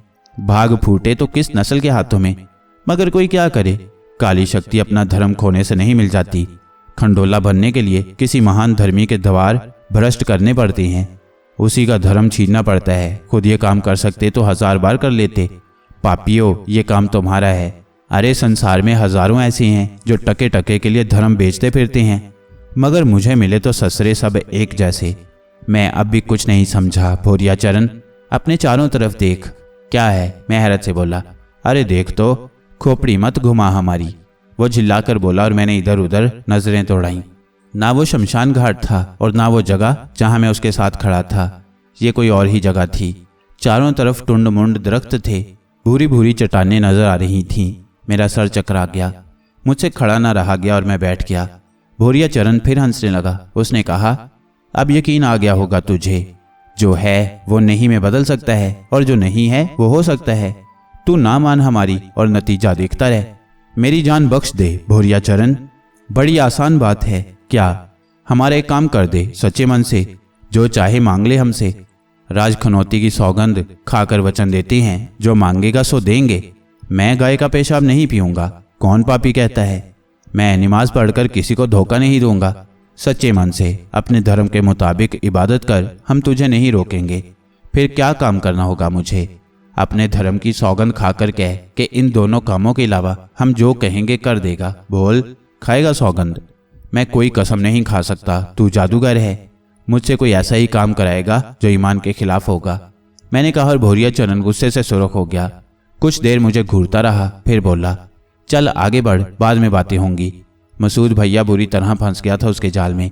इसके सिवा चाराकार नहीं था कि उसके कहने से आगे बढ़ूं। ना जाने कौन सी जगह थी। मैं उससे बहुत खौफजदा था। सूरज ढले तक वो चलता रहा, फिर एक जगह रुक गया। कुछ देर के लिए मेरी नजरों से गायब हो गया, फिर वापस आ गया। भूखा है? नहीं। मरता रह, मुझे क्या। भूख लगे तो मुझे बता देना। भोरिया चरण, मुझे मेरी बहन के बारे में बता दे। जो कुछ मैंने देखा था वो क्या था? नौकर लगा हूं तेरे पिता का, ये कर दे वो कर दे, और तू मेरा एक काम भी ना करे। आखिर क्या काम है तेरा, मुझे बता तो सही। धर्म की सौगंध खा, तब बताऊंगा। नहीं भोरिया चरण, ऐसा कभी नहीं होगा। काम पूछे बगैर मैं कसम नहीं खाऊंगा। वो मुझे घूरता रहा, फिर आंखें बंद करके लेट गया। कुछ देर के बाद उठा और बोला, शाम को हम यहाँ से चलेंगे। आगे एक बस्ती है, शाहगढ़ी, वहाँ मलंग शाह का मज़ार है। तुझे एक चीज़ मलंग शाह के द्वार पहुँचानी है। शाहगढ़ी के बाबा मलंग शाह के बारे में मैंने बहुत कुछ सुना था। बड़े पहुँचे हुए बुजुर्ग थे, बड़ी करामातें उनके नाम से मंसूब थी। मैंने हैरत से उसे देखते हुए कहा, क्या चीज़ है वो? अरे बस, हमारा धर्म दूसरा है, उनका दूसरा, मगर हम भी उन्हें कुछ भेंट देना चाहते हैं। तो फिर? मैंने उसे घूरते हुए कहा। बुरी बात है बालका, इंसान के अंदर इतनी खोज नहीं होनी चाहिए। हर बात में क्या, फिर क्यों। अरे तेरा फायदा ही होगा। हम कह चुके हैं कि हमारा काम कर दिया तो समझ ले कि पार लग गया। हम गंदे हैं, तेरा धर्म और है, उनका और हम गंदे लोग ऐसी जगह कब जा सकती हैं? तू मुसलमान है, तेरे लिए ये काम मुश्किल नहीं होगा। हमारी मनोकामना पूरी हो जाएगी। वो क्या चीज़ है भोरिया चरण, और मुझे क्या करना होगा? मैंने किसी कदर आमादा होते हुए कहा, और वो भी एकदम नरम हो गया। अभी चलें बालका, तू कहे तो अभी चलें। तू थका हुआ ना हो तो ऐसा करियो, हम शाहगढ़ी चलते हैं। तू वहाँ से पहले अपनी पेट पूजा करियो, और फिर हम तुझे बता देंगे वो जगह जहाँ तुझे जाना है और जो करना है। अरे तू तैयार तो हो, और फिर देख तमाशा। मैंने गर्दन झुका ली और सोच में डूब गया। फिर मैंने कहा, ठीक है, अगर ऐसी कोई बात है तो मुझे कोई एतराज़ नहीं, लेकिन अब इस वक्त शाहगढ़ी यहाँ से है कितनी दूर? जवाब में भोरिया चरण हंसने लगा। फिर वो 2 कदम आगे बढ़ा और उसने मेरी कमर पर हाथ रखकर मुझे जोर से धक्का दे दिया। उसकी ये हरकत मेरी समझ में नहीं आई थी। गिरते गिरते बचा। जमीन पर हाथ टिका दिए थे, वरना चेहरे पर चोट लग जाती। मैंने फटी फटी निगाहों से उसे देखा। इस हरकत का मकसद जानना चाहता था। उसने खुद ही मेरे बाजू को सहारा देकर मुझे खड़ा कर दिया और हंसता हुआ बोला, ले आ गया तू शाहगढ़ी, बस इतनी सी बात थी। ऐसे ही परेशान हो रहा था। अरे बावले, तेरे सारे काम ऐसे ही पूरे हो जाएंगे। पलक बिना झपक पाएगा और देखेगा कि जो तेरे दिल में आया वो पूरा हो गया। मैंने इधर उधर देखा और सर चकरा गया। कहाँ तो एक ऐसा वीरान इलाका था जहाँ कोई इंसानी वजूद ही नहीं था, और कहाँ अब मेरे चारों सिमत आबादी नजर आ रही थी। उस भयानक जादूगर की भयानक जादूगरी का तो पहले ही कायल हो गया था। जानता था कि बुरी तरह उसके जाल में जकड़ चुका हूँ। बहुत दूर से शाहगढ़ी के शाह बाबा का मज़ार नजर आ रहा था। यहाँ अच्छे खासे लोग हुआ करते थे। कभी आया तो नहीं था इस मज़ार शरीफ पर, लेकिन बाप दादा से इसके बारे में बहुत कुछ सुना था। बोरिया चरण ने कहा, जेब में हाथ डाल, पैसे मौजूद हैं तेरी जेब में, हम देंगे तो बुरा मानेगा। जा, सामने दुकानें फैली हुई हैं, खा पी ले। भूख वाकई लग रही थी और ज़हनी तौर पर बोरिया चरण से समझौता करने पर तैयार हो गया था। जेब में हाथ डालकर देखा तो वाकई अच्छे खासे पैसे पड़े हुए नजर आए। मैं नान भाई की दुकान पर पहुंच गया, सालन रोटी खरीद कर खाई, पानी पिया, खुदा का शुक्र अदा किया और इसके बाद वहां से बाहर निकला तो बोरिया चरण मेरे साथ साथ चल पड़ा। एक सुनसान सी जगह पहुंचकर उसने मुझे रुकने के लिए कहा और फिर बोला, देख वो जो सामने पेड़ नजर आ रहा है, उसके पीछे लकड़ी का एक संदूकचा रखा हुआ है। संदूकचे के अंदर एक पुतला रखा हुआ है। उस पुतले को चुपचाप शाह बाबा के मज़ार के पीछे जो भी ऐसी जगह हो जहां कोई चीज रखी जा सके रख कर चला। बस इतना सा काम है तेरा और बात खत्म। पुतला कैसा है? अब देख, तूने फिर वो बातें शुरू कर दी जिससे दिमाग खराब हो जाए। बाउले ये काम करके आ, फिर बताएंगे तुझे कि पुतला कैसा था और हमने मलंग बाबा को क्या भेंट दी है। बोरिया चरण के होंठों पर मुस्कुराहट फैल गई। मैंने आमादगी का इजहार कर दिया था। उसके इशारे पर मैं दरख्त के अकब में पहुंच गया। देखा तो वाकई लकड़ी का एक संदूकचा रखा हुआ था। उसे खोला तो उसमें रबड़ जैसा एक पुतला रखा हुआ था। चेहरे के करीब करके देखा तो आंखें हैरत से फैल गईं। ये पुतला बिल्कुल बोरिया चरण की शक्ल का था। आंखें बंद किए हुए लेटा था। मैंने चंद लम्हात सोचा, कोई बात समझ में नहीं आ रही थी। पुतला लेकर आगे बढ़ा तो यूं लगा जैसे पैरों में कांटे चुभ रहे हों। जैसे जैसे मज़ार अक़दस की जाने बढ़ता जा रहा था, ना जाने कैसी कैसी कैफियतों का शिकार होता जा रहा था। कोई आवाज़ नहीं सुनाई दी थी, कोई ऐसा एहसास नहीं हुआ था जो आवाज़ की शक्ल इख्तियार कर सकता, लेकिन मुझे ये महसूस हो रहा था कि जैसे कोई अनजानी कुव्वत मुझे इस काम से बाज रखने की कोशिश कर रही है। थोड़ी देर तक मैं इन कैफियतों को बर्दाश्त करता रहा, लेकिन फिर बेचैनी अरूज को पहुंच गई तो मैं रुक गया। मेरा दिल उलट रहा था और मुसलसल ये आवाज़ें आ रही थी कि मुझे आगे नहीं बढ़ना चाहिए। ये एक नापाक वजूद है।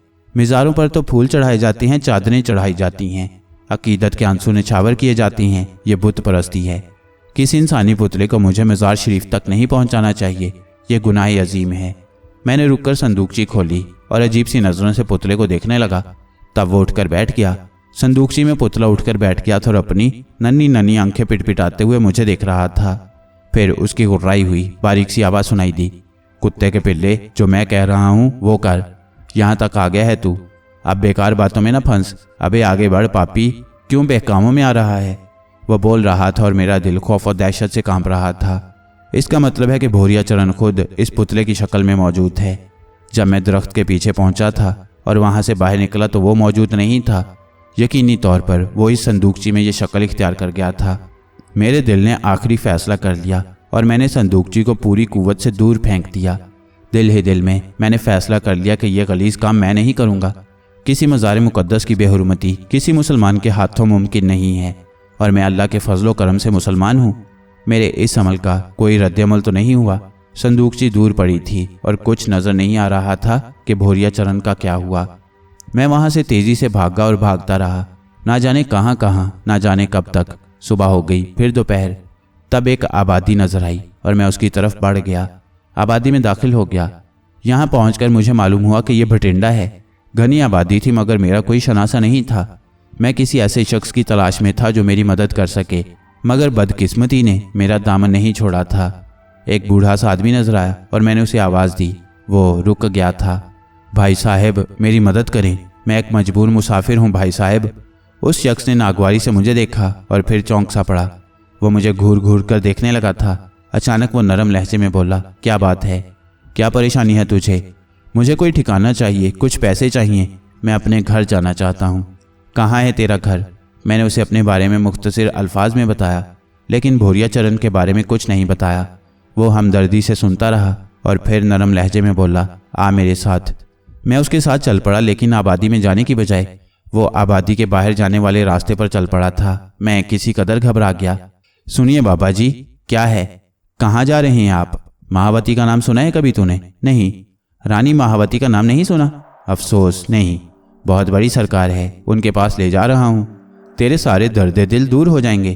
खामोश रह, तेरी तकदीर अच्छी है कि मुझे मिल गया। रानी तेरी सारी परेशानियां दूर कर देगी। बड़ी महान, बड़ी नरम दिल है वो, बूढ़े ने कहा। मैं एक ठंडी सांस लेकर खामोश हो गया था। फिर वह मुझे लिए हुए एक अजीब सी जगह पहुंच गया। यहाँ बदनुमा और बदसूरत पहाड़ी टीले बिखरे हुए थे। जंगल सा फैला हुआ था, सुराख भी नजर आ रहे थे। ये पहाड़ी गार थे और एक पहाड़ी गार के धाने से वो अंदर दाखिल हो गया। मुझे बेहद खौफ महसूस हो रहा था, मगर मरता क्या न करता, उसके साथ अंदर चला गया। अंदर दाखिल हुआ तो दिमाग को शदीद झटका लगा। ये तो एक अजीमुशान गार था। जो जगह बाहर से बस एक टीला नजर आती थी, वो अंदर से इतनी कुशादा थी कि यकीन ना आए। मुझे एक निगाह में ये भी कोई जादूगरी ही मालूम हुई। गार के बीचों बीच तिलिस्म की देवी, काली देवी का एक भयानक बुत इस्तादा था और अतराफ का माहौल बेहद खौफनाक था। मैंने घबरा कर कहा, बाबा साहेब, ये कौन सी जगह है? मुक्ति कंड, बूढ़े ने मुस्कुरा कर कहा। उसकी मुस्कुराहट में साफ शैतानियत झलक रही थी। मैं यहाँ से जाना चाहता हूँ। क्यों? ये अजीब सी जगह है, मुझे वहशत हो रही है। काली कंड है ये बाउले, यहाँ मुक्ति मिलती है, हर परेशानी से मुक्ति मिल जाती है यहाँ। ये महावती नवास है, मगर मेरा तो थोड़ा सा काम है, मैं यहाँ नहीं रुक सकता। महावती से नहीं मिलेगा। कहाँ है महावती? वो है रानियों की रानी, महारानी महावती। उसने एक तरफ इशारा किया। एक बड़े से पत्थर के चबूतरे पर मैंने एक अजीब और खौफनाक चीज देखी। तुमने काला चीता देखा है मसूद भैया? एक निगाह में मुझे ऐसा ही लगा जैसे कोई काला चीता बैठा हो, मगर वो चीता नहीं, इंसान था। एक औरत, काली भुजंग, लाल लाल खौफनाक आंखों वाली, जो उसी अंदाज में पत्थर पर बैठी हुई थी जैसे बिल्ली बैठती है। खौफ से मेरी चीख निकल गई।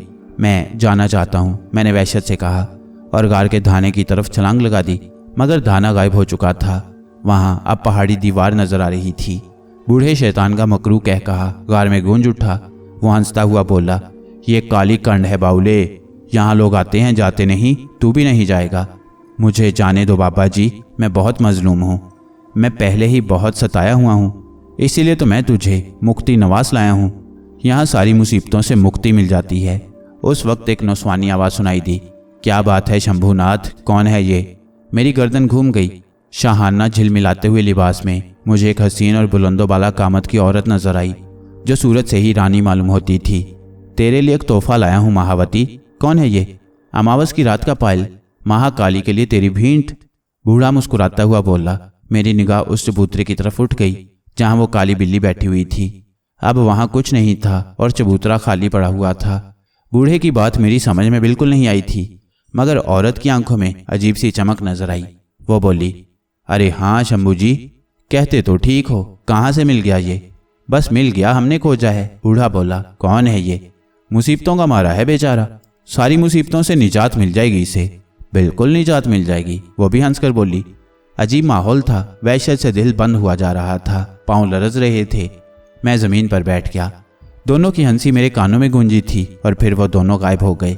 आह मसूद भैया, आसमान से गिरकर खजूर में अटक गया था। बाहर जाने का कोई रास्ता नहीं था। जब तक बदन में जान रही रास्ता तलाश करता रहा, फिर थक कर बैठ गया। गशी सी तारी हो गई थी, वक्त का कोई एहसास ना रहा था। ना जाने कितना वक्त गुजर गया। एक बार फिर वो दोनों मुझे नजर आए, कुछ तैयारियां कर रहे थे। फिर ना जाने क्या हुआ, उसने गर्दन उठाकर देखा तो वहां भोरिया चरण मौजूद था। औरत के और उसके दरमियान बातें हो रही थीं। भोरिया चरण औरत को बता रहा था कि मैं उसका मफरूर कैदी हूँ। फिर वह मुझे उस गार से निकाल लाया और मैं तेवराया हुआ उसके साथ चल पड़ा। कहानी बेहद तवील है मसूद भैया। वह मुझे कई मज़ारों पर ले गया। उसने मुझे इसी मकरू अमल पर मजबूर किया। अब उसने एक और अजियत देना शुरू कर दी थी मुझे। मैं कहीं भी होता, जूं ही सूरज छुपता, ना जाने कहाँ से पीले रंग की बेशुमार मकड़ियाँ आ जाती और मेरे बदन से चिमट जाती। आह, उनके जहरीले डंक मेरे बदन में आग रोशन कर देते। वो मुझे काटती, मेरा खून चूसती और मैं अजियत से दीवाना हो जाता। भोरिया चरण कहता, सौगंध खा कुत्ते, सौगंध खा, मेरा काम कर देगा। मगर मेरा दिल नहीं चाहता था। वह मुझे लिए मारा मारा फिरता रहा और एक दिन इस अजियत के सामने मैंने सर झुका दिया। मैंने कहा, भोरिया चरण, मैं तुम्हारा काम कर दूंगा, मगर मैं क्या करूं? मैंने उस वक्त मज़ार पाक की तरफ कदम बढ़ाए थे तो मेरा दिल उलटने लगा था। सौगंध खा ले, सब ठीक हो जाएगा। और मैंने कसम खा ली। मैंने उससे वादा किया कि अब मैं उसका काम कर दूंगा। एक मुसलमान का वादा है ये। भोरियाचरण ने पूछा। हाँ, मैंने जवाब दिया। पगले, बिला वजह इतनी मुसीबत उठाई? वो नरमी से बोला। अब बता मैं क्या करूं? पहले अपने आप को ठीक कर, देख कितना कमजोर हो गया है। एक बार फिर शंखा यकीन दिलाता है कि तुझे महान बना देगा। संसार में जो ख्वाहिश करेगा वो पूरी हो जाएगी। मेरी बहन मिल जाएगी मुझे, राज करेगी वो, राज। बादशाहों की बेटियों की तरह ब्याह करना उसका। और इसके बाद मसूद भैया, उसने मेरा हुलिया बदल दिया, खूब ऐश कराए मुझे। फिर वो मुझे लेकर यहाँ आ गया। यहाँ मुझे वादे के मुताबिक उसका मनहूस पुतला मज़ार पाक पर पहुंचाना था। मैं बिल्कुल बेबस था उसके सामने। वो खूंखार मकड़ियाँ मुझसे मेरा हौसला, मेरा सब्र छीन चुकी थीं। वो इतना खौफजदा कर चुकी थी मुझे कि रातों को ख्वाबों में मैं उनके तसव्वुर से दहशत ज़दा हो जाता और इसके बाद मुझे नींद नहीं आती थी। इतना ही सहम गया था मैं उन मकड़ियों से और उसकी हर बात मानने पर आमादा था। गर्ज ये कि मैं अब उसके काम के लिए तैयार हो गया था और उसने मुझ पर अनायतों की बारिश शुरू कर दी थी। फिर यहाँ पहुँचने के बाद उसने मुझसे कहा कि मैं थोड़ा आराम करूँ और सो रहा है यहाँ इन बुजुर्ग का, इसलिए बहुत ज़्यादा रश रहता है।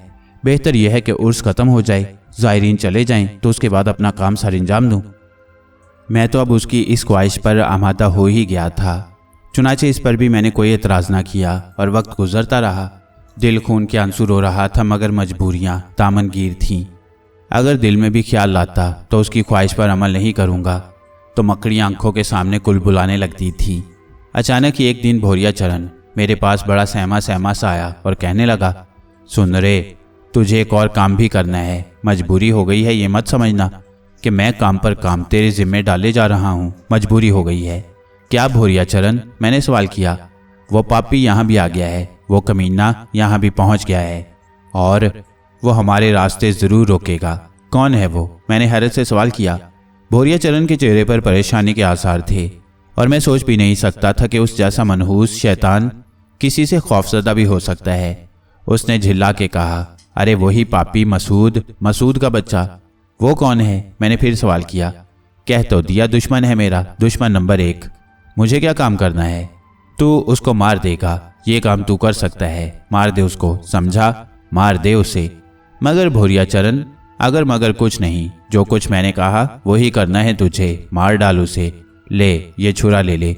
मैं तुझे बता दूंगा कि वो कौन है। रात को वो जहां भी सोए ये छुरा उसके सीने में घोंप दीजिए।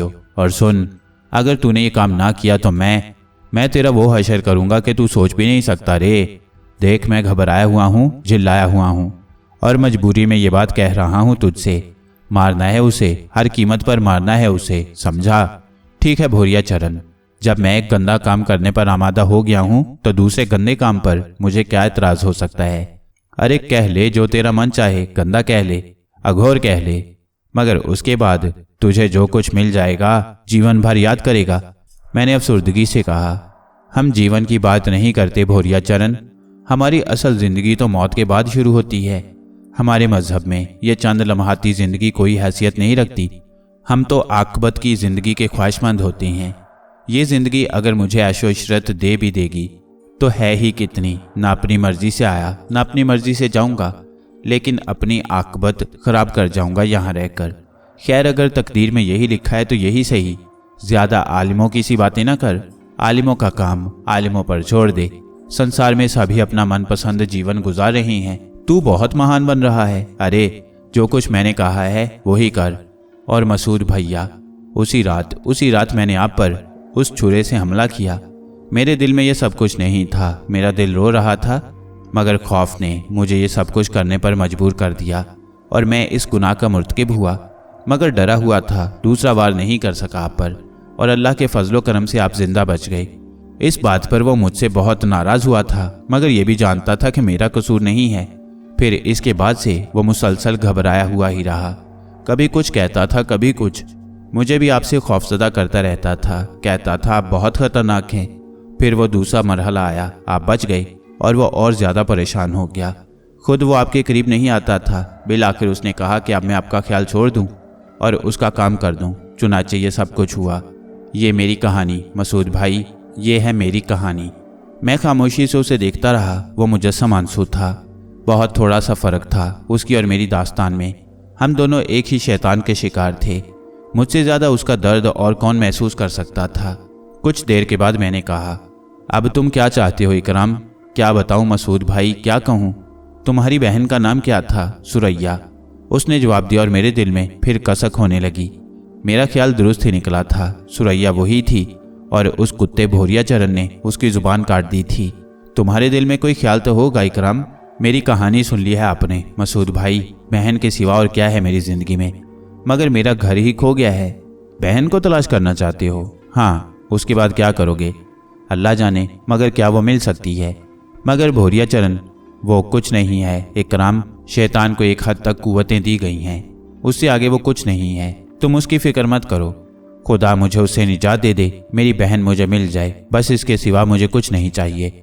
इंशाअल्लाह ऐसा हो जाएगा। मसूद भैया एक बात पूछूं? पूछो। आप कौन हैं? तुम्हें मेरा नाम मालूम है? वो तो है, मगर क्या आप उसके दुश्मन हैं? हाँ, कायनात में मुझे सिर्फ उससे दुश्मनी है और तुम देख लेना उसका खात्मा मेरे ही हाथों होगा। आपकी उससे दुश्मनी क्यों हुई? वो काफिर है, काले जादू का माहिर है। मैं अल्लाह के फजल से मुसलमान हूँ और उसका शैतानी इल्म ख़त्म करना चाहता हूँ।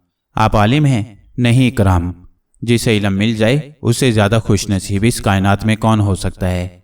बस मुझे कुछ सहारे हासिल हैं, उन्हीं पर चल रहा हूँ। वो आपसे डरता है, बहुत डरता है वो आपसे, आपके साय से भी भागता है। मगर अब वो मेरी ताक में रहेगा, मुझे नहीं छोड़ेगा वो। आप कब तक मुझे उससे बचाएंगे? पहले भी तुमसे कह चुका हूँ इकराम, तहफ़्फ़ुज़ करने वाली ज़ात अल्लाह की है, वही सबका मुहाफिज है। इंशाअल्लाह वो तुम्हें उसके शर से महफूज रखेगा। वो कभी कामयाब नहीं होगा। दुनिया एक शैतान के वजूद से पाक रहेगी। नमाज पढ़ते हो? नहीं, उसने शर्मिंदगी से सर झुकाकर कहा। आज से शुरू कर दो, दिन में 5 मरतबा तुम अल्लाह के हजूर हाजिरी दोगे और उस शैतान को इसका एहसास रहेगा, फिर वो तुम्हारे करीब आने से कतराएगा। मुझे आपकी रहनुमाई चाहिए। अल्लाह तुम्हारी रहनुमाई करे, मैंने कहा। इसके बाद मैंने उसे आराम करने के लिए कहा था, मगर इकराम खौफ से सारी रात नहीं सोया। 4 बजे मैं उसे साथ लेकर अहाते मज़ार में दाखिल हुआ। वहाँ हमाम बने हुए थे। मैंने उसे गुस्ल करने के लिए कहा। गुस्ल से फरागत हुई ही थी कि फजर की अजान हुई और इसके बाद वहाँ मौजूद नमाजी नमाज पढ़ने खड़े हो गए। हम दोनों भी सफ़ में शामिल हो गए थे। नमाज से फरागत हासिल करने के बाद मैं उसे साथ लेकर मज़ार शरीफ से बाहर आ गया और उस इख्तिताम को पहुँच रहा था। ज़ायरीन की वापसी शुरू हो गई और काफ़ी लोग कम हो गए थे उस वक्त की बनिस्बत जब मैं यहाँ आया था। मैंने अभी तक अपने बारे में कोई फ़ैसला नहीं किया था। यहाँ आने का मकसद एक हद तक मेरे इल्म में आ चुका था। जो वाक़यात पेश आए थे उनके तहत यही सोच सकता था कि मज़ार पाक की बेहुरमती से रोकने के लिए मुझे यहाँ भेजा गया है। लेकिन अभी तक वापसी का कोई इशारा नहीं हुआ था और मेरे लिए किसी भी शक्ल में ये मुमकिन नहीं था कि मैं वापस चल पड़ूँ। जहाँ तक सुरैया के तसव्वुर का ताल्लुक था, तो उस वक्त मैं अपनी तमाम दवाओं में इस दुआ को अव्वलियत देता था कि मेरे दिलो दिमाग से उसका तसव्वुर मिट जाए। मैं तो खुद हवाओं का मुसाफिर था, कदम ना ज़मीन पर थे और ना आसमान पर, बस खला में कटी हुई पतंग के मानंद डोल रहा था, कहीं भी गिर सकता था। ज़रा सी लग़ज़िश एक बार फिर मुझे पस्तियों के उन्हीं गढ़ों में धकेल सकती थी जिनमें गिरने की अब सक्कत बाकी नहीं रही थी। बेचारा इकराम मेरी ही तरह मुसीबत का शिकार था, मगर मैं उसे क्या बताता कि मैं कैसी कैसी मुसीबतों से गुजर चुका हूँ। उसे तो उनके अशीर का भी सामना नहीं करना पड़ा, लेकिन खुदा का शुक्र था कि उसने ही मुझे ये कुव्वत बख्शी थी कि मैं अब तक ज़िंदगी से लड़ रहा था। जेब में हाथ डालकर अपना वजीफ़ा तलाश किया तो ये देखकर आंखें हैरत और खुशी से फटी की फटी रह गईं कि आज 4 रुपये की जगह मेरी जेब में 8 रुपये बरामद हुए थे। इस एहसास से दिल सरशार हो गया कि मेरे इक़दाम को बुरा नहीं तसव्वुर किया गया और अज़राहे करम मुझे इकराम का वजीफ़ा भी अता कर दिया गया है। दिल बढ़ गया, गोया मेरा अमल नापसंदीदा नहीं रहा है। एक जगह इकराम के साथ बैठकर नाश्ता किया और नाश्ते से फरागत हुई थी कि उर्स के खात्मे का ऐलान होने लगा। सजादा नशीन ने ज़ायरीन को वापसी की इजाज़त दे दी थी और उर्स की तकरीबात मुकम्मल होने का ऐलान किया था। इसका मकसद था कि अब मेरी भी वापसी हो जाए। इकराम को साथ रहने की इजाज़त इन 8 रुपये की मौजूदगी से मिल गई थी। चुनाचे इकराम ही ने मुझसे सवाल कर दिया, मसूद भाई अब क्या करेंगे हम?